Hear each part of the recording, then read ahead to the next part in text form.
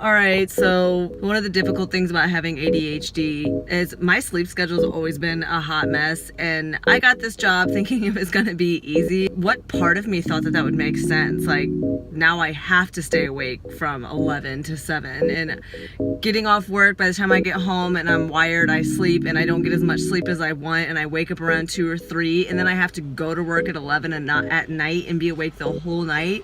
As much as I keep trying to like equilibrate that situation and go to bed to where I wake up right before I have to be there at night, it just doesn't work that way. You can't even make plans. And some days I feel really physically exhausted. Like I feel like I'm getting sick, and then I never get sick. It's not the best. So I need to get some makeup on. I need to go seize the day, and I'm gonna go get some coffee.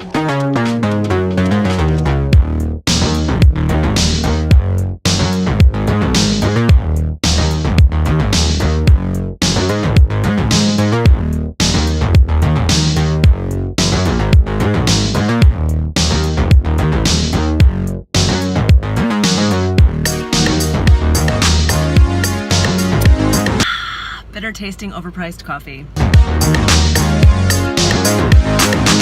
One thing I love about being diagnosed with ADD is it actually answers a lot of the confusing questions I've had about myself for so long. The main ones of those being obviously sleep. Simple self-explanatory symptom. 1, sleepiness throughout the day, fatigue. I know I've said this already, but it's obviously something I struggle with. 2 is trouble falling asleep. 3 is trouble waking up. And 4 is restless sleep.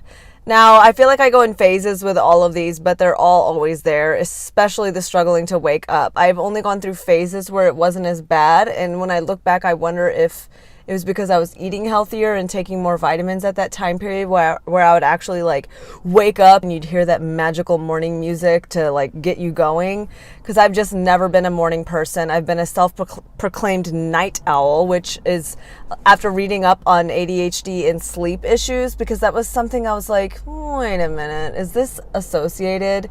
And sure enough, it is. It used to be a criteria, but they took it away because it was too hard to pin down. And they just took away the sleep issue from being able to diagnose you ADHD if you have sleep issues. I know that in my symptoms list, I talked about fatigue, but one of the biggest things for me is my sleep. My internal clock is off balance. When I go to sleep, I struggle to fall asleep. It's like pretty much I'm wide awake. If I was tired the whole day, the time that I'm finally supposed to be going to bed, I can't stop thinking. I'm always looking on the internet. Oh, I just had like some random thought about like the history of Russia and I just want to go look it up. Silly things like that that just keep me awake. And then by the time I do fall asleep around 3 or 4, it is like the deepest sleep in the history of the world. And I laughed out loud when I read on the internet that some people call it the sleep of the dead, which is very true. And it was such a jaw-dropping moment, especially when I read that a lot of times people don't feel fully awake until noon. Somebody said that about me one time. Like, man, Ardelle, you don't wake up or you're not with us until about noon.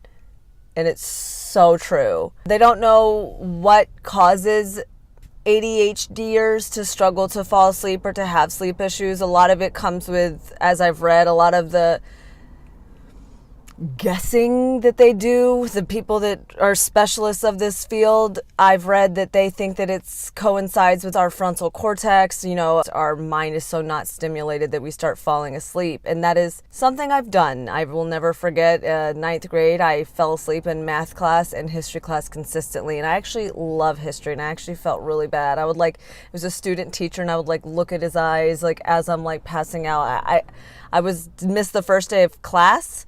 So I was in the front row. That was the only seat left. And I just remember making eye contact with him. I just remember looking him right in the eye. And as he's talking, I was reaching out oh.